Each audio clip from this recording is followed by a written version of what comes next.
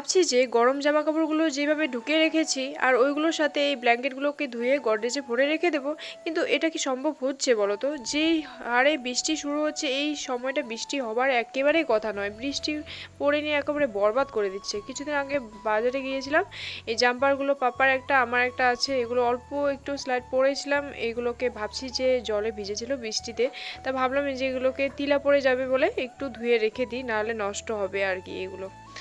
আর বিশেষ একটা আমার জরুরি জিনিস নষ্ট হয়ে গেছে, সেটা হচ্ছে আমার এটা কি বলে, মোবাইল স্ট্যান্ডটা নষ্ট হয়ে গেছে। মানে ভালোই দিন চললো, এখন একটা পাখি ডাকবে, শোনো কি সুন্দর করে ডাকে, কু। বাকি আমাদের জীবনে কি আছে বলো তো? বাকি আমাদের এই যে শখের জিনিসগুলো, এগুলো যদি নষ্ট হয়ে যায়, আমরা যদি যত্ন করে না রাখি, তাহলে কীভাবে হয় বলো তো?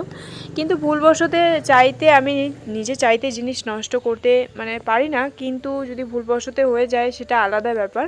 তা জিনিস একটু নষ্ট হয়ে গেলে মনটা খারাপ লাগিয়ে যায়।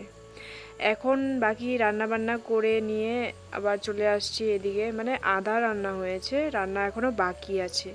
মানে চুলোতে রান্না করলে এই দিকেই ধ্যান দিয়ে রাখতে হয়, নাহলে আর অন্যদিকে ধ্যান দেওয়া যায় না, তরকারি পুড়ে যায়, নাহলে চুলো নিভে যায়।